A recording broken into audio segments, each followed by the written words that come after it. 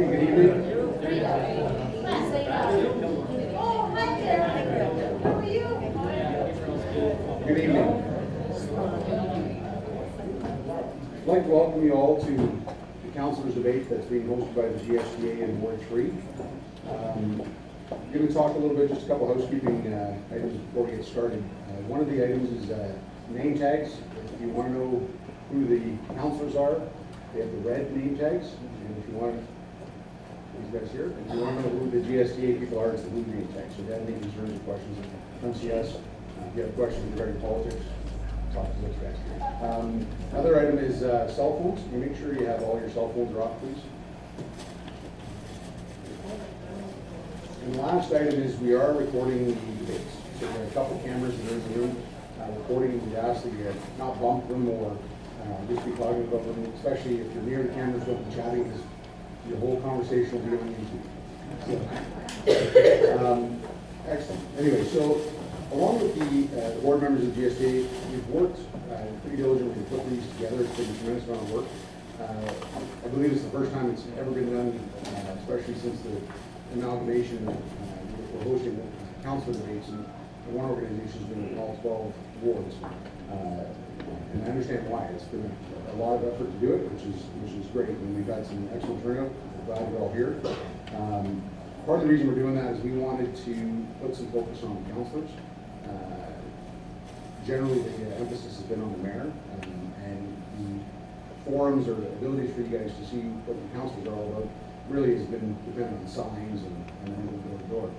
We wanted to create a forum where you could see all the councilors in the room answer questions. You can see basically how the responses differed, and basically we wanted you to be here so you can make an informed decision on which councilors candidates you thought would be the best representative for you at the city. Also, we've got the format that we're going to have is the way we did it was we set up questions that we sent to the candidates in advance. So there's 5 questions that we're going to go through. So we'll start off doing that. Each of the candidates will get an opportunity to respond to them. And once we're done that portion, we are going to take questions from the floor. Now, the way we're going to do it is we're asking you to write down your questions and you can submit them over to Bernie. He's up right there. If you have questions, just submit them to him. We'll go through it and we'll get them up to the moderator. Yeah, so the moderator we have, it's a moderated debate, so the moderator we have is Jerry Lavelle. I'm sure many of you know him. I'll let him give a little bit of his background as well. Hope you enjoy the debates, and feel free to get engaged. Make sure you get your questions. If questions come up during the debates, just put your hand up and get our attention. We'll get your form. You can fill in your question, and we'll make sure we get them up there. Okay. Thanks. Jerry Lavelle.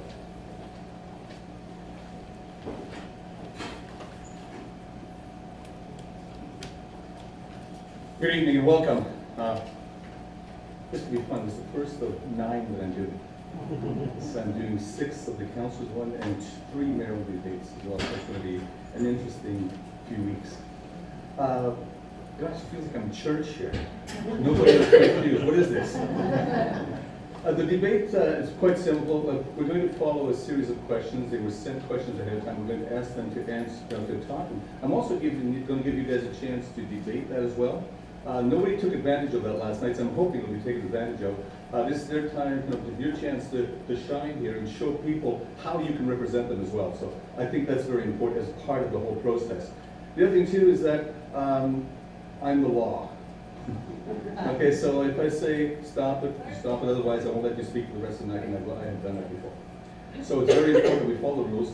Number 2, you have 2 minutes for an introduction. And please let us know what you do, because last night I think only 2 people told us what they did. I don't know what anybody else does. So it's very important that you tell us what you do and how and how long you've been in the community. And also, while the candidates are speaking, the other candidates not to make any remarks or anything else. So that's your time. You also have 2 minutes at the end for closing remarks as well, at which time you will not be interrupted.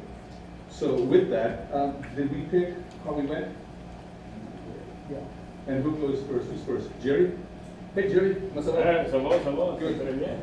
So, the first question, and I just want to make sure I've got the questions right here, is Actually, we're going to give you 2 minutes to introduce yourself. If you want to use the microphone, you're welcome to it. Or if you want to stay where you are, you're welcome to that too. Well, as you know, I have an auctioneer's voice because I'm an auctioneer. My name is Jerry Mopellier. I'm so happy to be here. Thanks to the Taxpayers Association for having it on. A special thank you for the Legion. It's a special place for me as my parents were members of this Legion. And this is where I learned my community work, if you would. Again, also thanks for the folks that nominated me. They're here. They have a confidence to see me here. I'm here with my spouse Denise and my son John. And thank you for your time, and we're going to get on to the questions. Thank you.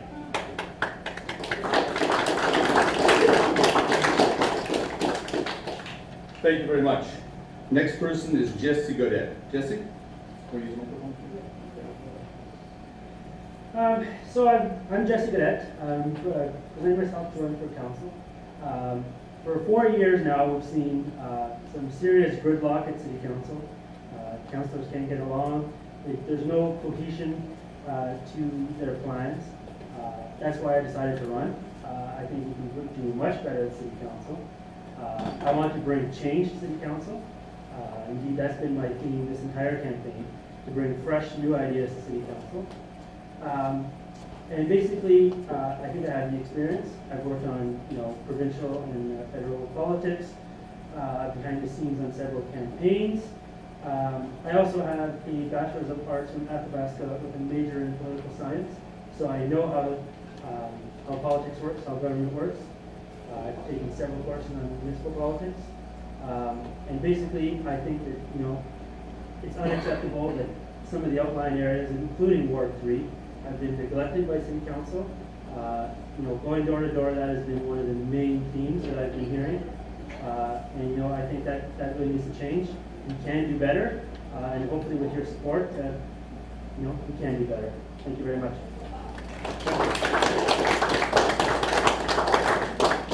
Matt Donate. Hi everybody. So when I was putting together this little statement, I was like 2 minutes, not that long. Sitting here watching everybody, like, God, 2 minutes seems like forever. So a little bit about me. I was born and raised in Chelmsford. Went to public school, high school, everything in Chelmsford. This is home. I've left the community, always on my way back. It's funny how you can be born and the community is just instilled in you. I have a little daughter, she's 14 months old, and a wife that lives in Chelmsford as well. She coaches gymnastics, and I want to make sure that this community stays good and vibrant and gives those little kids a chance to grow and enjoy it as much as I do.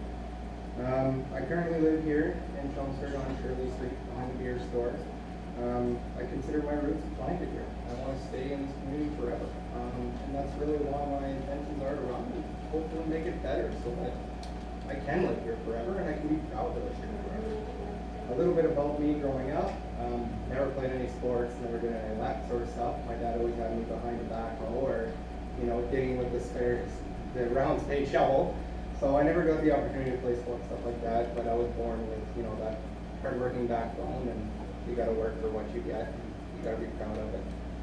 So that's a little bit about me growing up. I can tell you a whole bunch of stories if you want to see me about that later, but I currently volunteer, and I volunteer actively. And I believe that's, what we're missing in council nowadays, and we need to get rid of that disconnect. So my priorities are trying to better our infrastructure, our easing infrastructure in our roads, our healthcare and accessibility, and also make sure that we get good community services like ATV trails and improve our transit system. So at the end of the day, I just want to be there for you guys. I work as a union representative now, so I represent people. I want to represent people, and that's my main passion and goal in life. Thanks very much. And last but not least, Marcel Montpellier.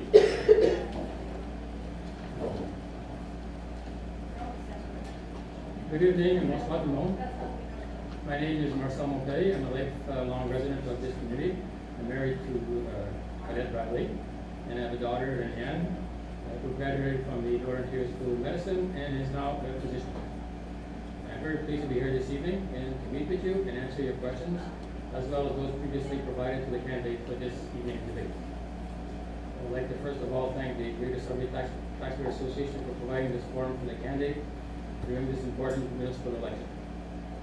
I would like to talk to you briefly about my experiences and what that I bring to the table. I'm currently a school board trustee. I've been a school board trustee for about 20 years with the French Catholic School Board. During that time, I was chair of the board for approximately 10 years and served on a number of committees such as the financing, negotiating, governing, and restructuring committee. I also represented the school board at the municipal, provincial, and federal level. I also had the opportunity to lobby the government for funding for projects such as building school and upgrading our school with state-of-the-art technology. Now it's time for change. And tonight I look for your support to help me continue as an elected official in the municipal arena with new challenges and new opportunities. I look forward to this evening. Thank you for now.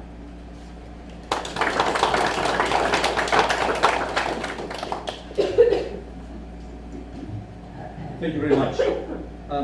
The candidates were sent questions in advance. So they were sent 5 questions, of which I'm going to use only 4 this evening. So they've had a chance to prepare for this, but it's always important. The question's going to be asked in order, so the first question will be, everybody will get a chance to answer it, but we're going, it won't always be Jerry answering it. Okay, so we'll move it along. Otherwise, it's not fair. That's what I'm told after the debate, anyways, maybe by the way. So the first question is, what would you do to attract business and development to the city of Greater Sudbury? So what would you do to attract business and development to the city of Greater Sudbury? And Jerry, you're first on this.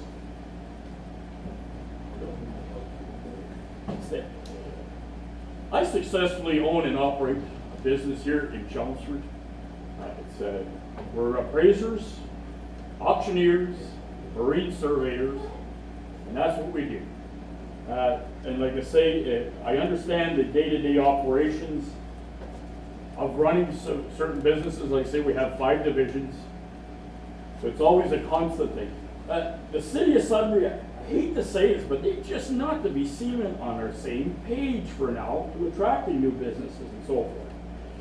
I tend to really work into this to find out what it's all about. Why is it?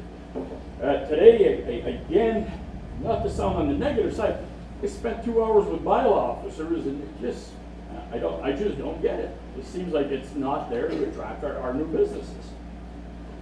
On the subject of attracting new businesses and development to the city, this city has the highest development charges that you can imagine in Ontario.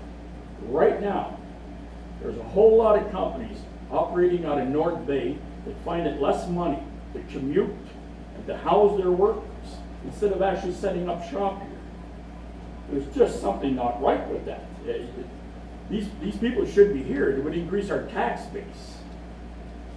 So that's my subject on how I would attract business and development. It has to become user-friendly. Thank you.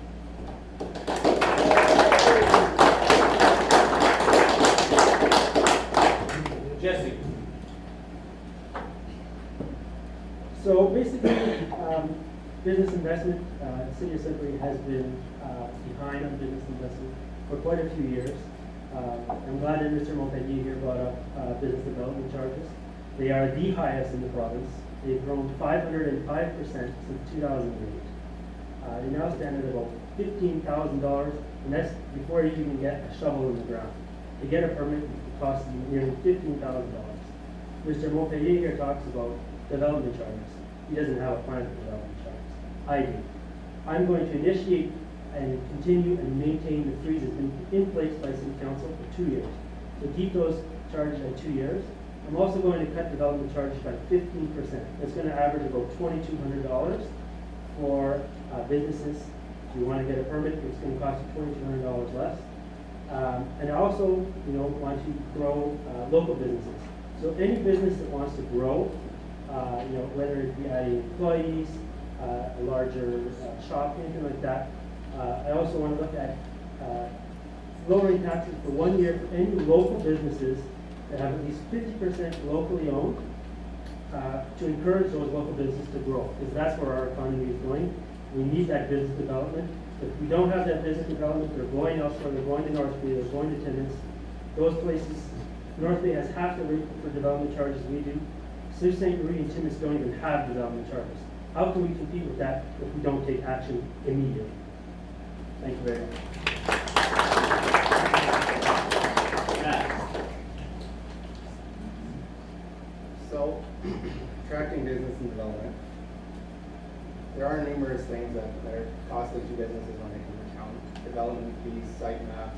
So we asked as a city, we asked businesses to pay for curbs, pay for lights, pay for all the added infrastructure needed for them to be here.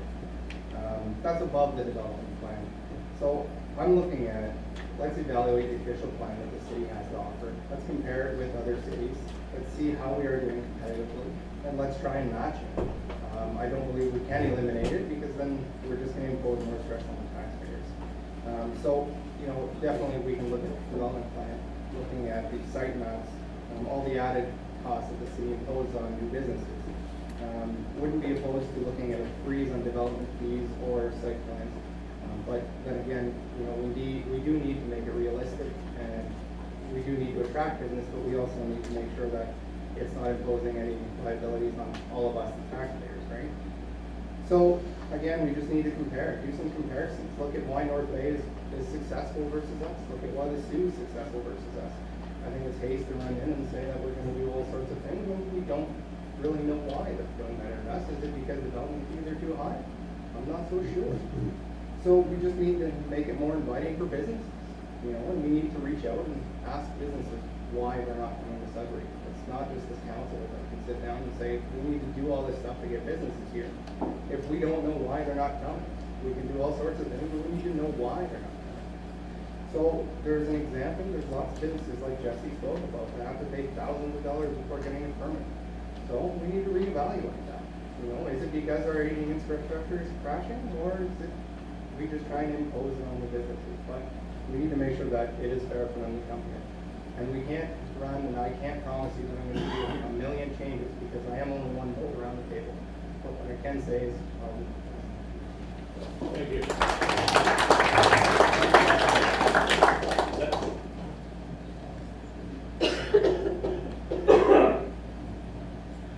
First and foremost, I think the city has to become business ready and business friendly. There's all kinds of projects we can do. You know, we can communicate with CEOs of major companies in Toronto. I've heard just recently from a friend of mine had dealings with Loblaws, and Loblaws is a big company, and the CEO mentioned that not only is Sudbury the worst place to do business in Ontario, it's the worst place to do business in Canada. So that definitely has to change.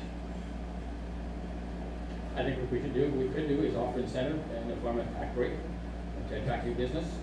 And I guess we all did the same research.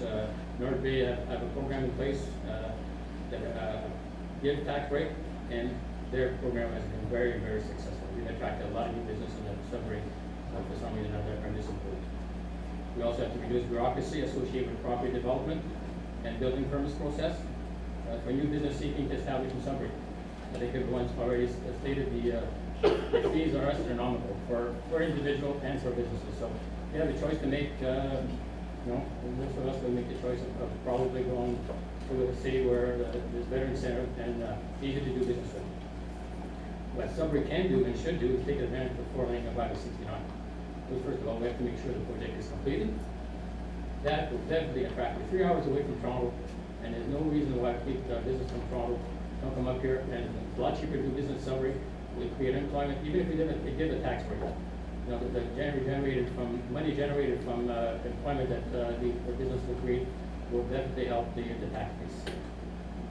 And as most of you know, there's a perception that the council is not functioning as it could, and this may deter business and development from coming to Sudbury. We need to improve our image and work together. My proven leadership and experience will come to play to remedy the situation. Thank you.